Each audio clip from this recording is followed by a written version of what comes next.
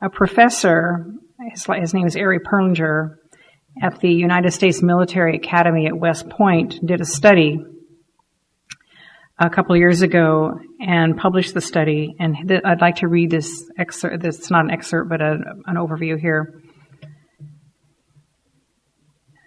Despite public anxiety about extremists inspired by Al-Qaeda and the Islamic State, the number of violent plots by such individuals has remained very low. Since 9/11, an average of 9 American extremist Muslims per year have been involved in an average of 6 terrorism-related plots against targets in the United States. Most were disrupted, but the 20 plots that were carried out accounted for 50 fatalities over the past 13 and a half years.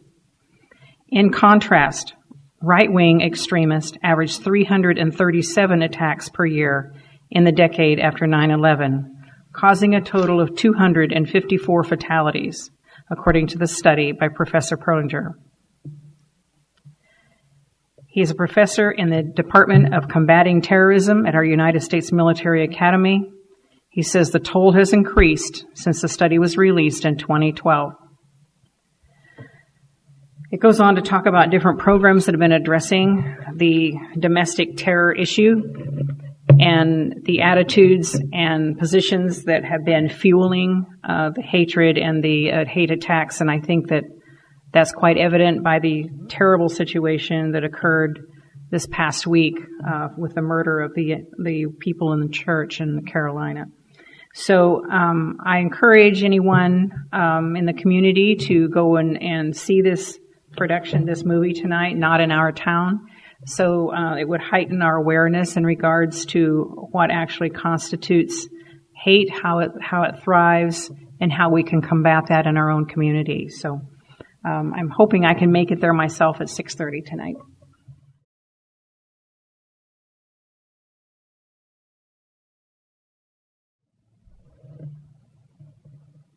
Larry Graves came to you the day after you suggested that it would be a great idea to approve this drone project at the airport. And he said, I've got some people who are working real hard out there, but the main reason they need more money is they're going to be working on this drone project. Well, great, we'll give them money starting in January. They haven't done a lick of work on the drone project. They can't have done any projects like that. It's cost us money. You said it doesn't cost us any money? It has cost us money. You didn't tell the truth. So now that project is over, why are these people still continuing to get double the amount of time? When were you going to tell us about your solution for that problem? They're getting paid for work they've never had to do.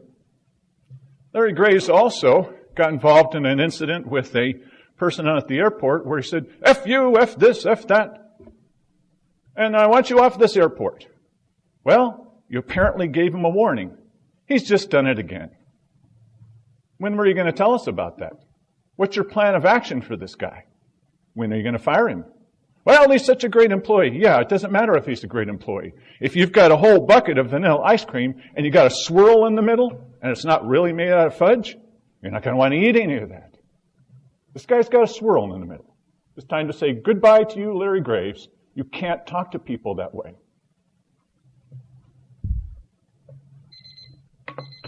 It's like that's all. When were you going to tell us about this?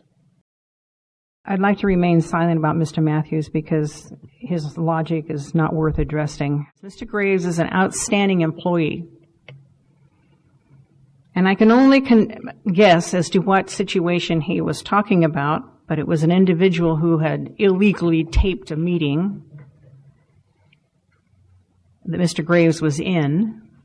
And personnel matters are taken care as personnel matters. They're not aired in the public. So, Mr. Matthews, I suggest that you stop looking outward to try to bolster your low ego and look at yourself a little bit. Because Mr. Graves is a very upstanding man. And I would vouch for his character before I would vouch for your existence.